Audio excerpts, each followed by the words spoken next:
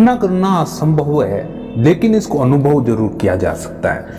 देखिए कि नाम जप के ये गजब के फायदे होते हैं, आप इसकी कल्पना नहीं कर सकते हैं, क्योंकि इसकी कल्पना तभी की जा सकती है जब इसमें रमा जाएगा। ये आप स्पष्ट रूप से पहचान लीजिए कि इसकी कल्पना और इसका विचार और इसका अनुभव तभी किया जा सकता है जब इसमें रमा जाए।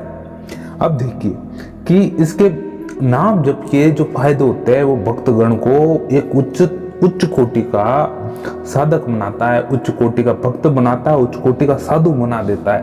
एक दिन ऐसा आता है जब भक्त अपने प्रभु से मिल पाता है, यानी एक दिन ऐसा जरूर आता है कि उनमें विलीन हो जाता है और उनको साक्षात दर्शन हो जाते हैं। बस शर्त यही है कि आप उस परम का नाम, उस प्रभु का नाम, उस हरि का नाम रटे जाए, बस तोते की तरह रटे जाए। इसमें कोई सार अर्थ ना ढूंढे आप कि इसका कोई मीनिंग निकलना चाहिए, कोई तत्व, मगर हाँ इससे मिलेगा आपको प्रभु साक्षात मिलेगा, मान के चलिए। क्योंकि नाम जितना सरल है उतना कठिन भी माना गया है, क्योंकि ये आपको समय समय पर बोध कराता रहेगा कि आपका स्वरूप क्या है, कि आपको समय समय पर आपका बोध कराता रहेगा कि आपका स्वरूप क्या है। नाम जप इसकी कितनी ताकत है, मान के चलिए। दूसरी बात कि जितना ये सरल होता है लेने में, बोलने में, जैसे श्री हरि, श्री कृष्ण, श्री राधा, ओम नमो भगवते वासुदेवाय, श्री राम, राम सीता, तो जितना ये सरल है उतना कठिन कैसे है कि ये जब आप चाहते हो कि हाँ मैं करना चाहता हूँ, तो इसके सामने अवरोधक कौन कौन आता है। आपका मन आपको निरंतर नहीं करने देगा, वह आपको बार बार गिराएगा, बार बार गिराएगा। वो आपका चरित्र भंग करने की कोशिश करेगा, आपको वासनाओं की ओर ले जाने की कोशिश करेगा। इतना गजब का इसका प्रभाव होता है। मगर डरे ना, क्योंकि जब भी साधक नाम जब लेने शुरू करता है तो सर्वप्रथम उसके अंदर के विकार निकलना शुरू हो जाते हैं। सर्वप्रथम उसके अंदर के विकार निकलना शुरू होता है, संसार से जुड़ी हुई वासनाएं निकलना शुरू होती है, कुछ दमित इच्छाएं होती है मन के अंदर, तो वो भी निकलना शुरू हो जाती है। तो धीरे धीरे साधक का सीधा चित्त उस प्रभु में लग जाता है। फिर वह अन्यत्र इधर उधर नहीं भागता है। मन की देखिए गति क्या होती है, मन का कार्य यही होता है एक जगह ना ठहरना। वे इतना चलायमान, इतना चंचल होता है कि आप उसको ठहराना चाहोगे ना किसी एक जगह पर, वह नहीं ठहरता। इसलिए सही मार्गदर्शन यही होता है कि उसका ध्यान एक ही जगह लगा दिया जाए, यानी उसको याद ही ना किया जाए, उस चीज को प्रभु का नाम ही लिया जाए निरंतरता से, तो वह अपना आप ही आपका मन स्थायी होने लगेगा, आपको किसी और जाने भी नहीं देगा। धीरे धीरे आपके चित्त की वृत्तियां हैं, जो गंदी वासनाएं भी है, कोई आपके जो कार्य भी है निमित्त, कोई इच्छाएं हैं, और काफी सारी आपके भीतर पड़ी हुई एक तरह से मान लीजिए ऐसे कि वो गंदगी है, या फिर अंदर दमित इच्छाएं हो गई, किसी प्रकार से आपने कोई चीज को पा नहीं पाए, तो वो बार बार रह कर आपको चोट करती है, तो वो धीरे धीरे सब गायब होने लगेंगे एक समय के पश्चात, बस किसके जरिए, अभ्यास के जरिए।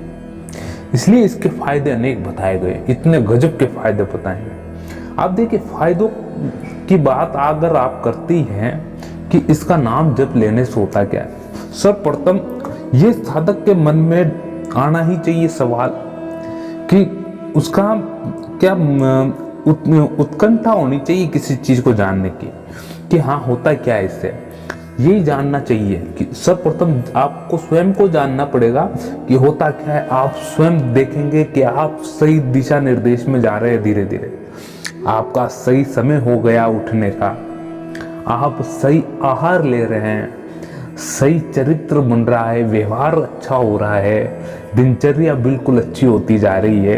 कितना आप में सुधार कितना देखने को मिलेगा, आप स्वयं अनुभव करेंगे, आप स्वयं अनुभव करने लग जाएंगे इस चीज का नाम जप से। ये तो निस्संदेह कहने वाली बात नहीं है, मगर जब आप करने लगेंगे तो शुरुआत में तो हर किसी को ही थोड़ा सा स्ट्रगल या संघर्ष करना ही पड़ता है। मान के चलिए शुरुआती दौर होता है तो उसमें थोड़ा सा संघर्ष करना ही पड़ता है, मगर धीरे धीरे धीरे धीरे धीरे धीरे जब ये आपके अंदर रमने लगेगा, आपके भीतर रमने लगेगा ये नाम, तो आप मान के चलिए प्रभु स्वयं आपसे मिलना आएंगे। प्रभु को याद करने का तरीका आपको आ जाएगा। आपको पता है कि प्रभु की कमजोर कड़ी क्या है, कि ये प्रभु की दुखती रक्त है। अगर उसको बुलाना है, जल्दी से जल्दी दर्शन पाने हैं, तो क्या तरीका अपनाना पड़ेगा, ये आपको स्वयं को पता चल जाएगा। अब देखिए, प्रभु को नाम स्मरण से बहुत लगाव है। अगर कोई उनको बुला ले करुणापूर्ण से, तो वे दौड़े चला आएंगे आपके पास। इतना ये मान के चलिए, वे संसार में कैसे ही कार्य हो, मगर वो सब कार्य छोड़ के आपके पास तुरंत दौड़े चले आएंगे, मगर एकदम करुणा वत्सल होके बिल्कुल प्रभु से मांगे कुछ। सूरदास जैसे सूरदास सत्संग करते थे, कीर्तन करते थे, वो तंबूरा लिए हुए बजा रहे हैं, वो भजन कीर्तन कर रहे हैं, आंखों से करुणा के आंसू आ रहे हैं, और उनको मगर प्रभु ने देखिए आंख तो दी नहीं थी, मगर हृदय में बहुत उजाला था, उनके हृदय में बहुत अनंत प्रकाश था भक्ति का। तो उनके पास आकर प्रभु स्वयं उनके भजन सुना करते थे, सहयोग किया करते थे, जगह जगह उनका साथ दिया करते। ऐसे कई संत हैं जिन्होंने अपने इतने सुंदर क्रियाकलापों से इस पूरी दुनिया को एकदम संजोए रखा हुआ, एक तरह से बांध के रखा है भक्तिपूर्ण माहौल से। इसलिए नाम जप का बहुत महत्व है और बिल्कुल सरल मार्ग है, बहुत ही सरल मार्ग है ये प्रभु को पाने का, परम मोक्ष पाने का। ये आप मान के चलिए, इतना आप मान के चलिए कि आपको कोई मंत्र पढ़ना नहीं, कोई भी मंत्र सिद्ध करने की जरूरत नहीं, बस आप उस प्रभु का नाम लिए जाओ, आप प्रभु को पा लोगे। बस ये मान के चलिए, प्रभु आपको मिल जाएंगे।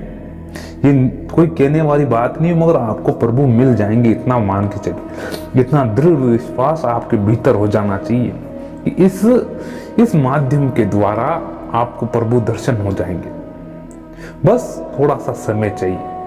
आप ये ना देखें कि थोड़ा सा जल्दी, क्योंकि भक्ति नाम जब क्या है कि भक्त को भक्त हकीकत में भक्त बनाता है। कैसे बनाता है प्रभु जी? अब देखिए, आप सुने इस चीज को कि जब भी आप किस आध्यात्मिक मार्ग पे चलते हैं तो धीरे धीरे तो आपके अवगुण वे निकालता है, आपके भीतर क्या अवगुण है, धीरे धीरे अवगुण निकालता है कि भगवान की भक्ति कैसे होनी चाहिए, क्या करना चाहिए उनके लिए, क्या भाव होना चाहिए। वे भाव आपके धीरे धीरे अंदर आने लगता है, आप सहज भाव में ढलने लग जाते हैं कि प्रभु को कैसे समझाना है, कैसे क्या बात कहनी है, किस तरह से उनकी वंदना करनी है, किस तरह से उनको मनाना है।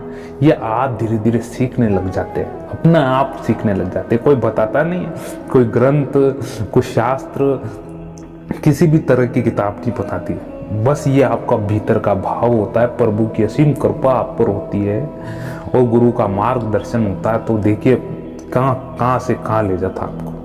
प्रेमी भक्तों, आज के लिए बस इतना ही। अगर आपको नाम जप पे और किसी भी तरह का वीडियो चाहिए तो जरूर कमेंट करके बताएं। तब तक के लिए जय श्री राम। ओम नमो भगवते वासुदेवाय।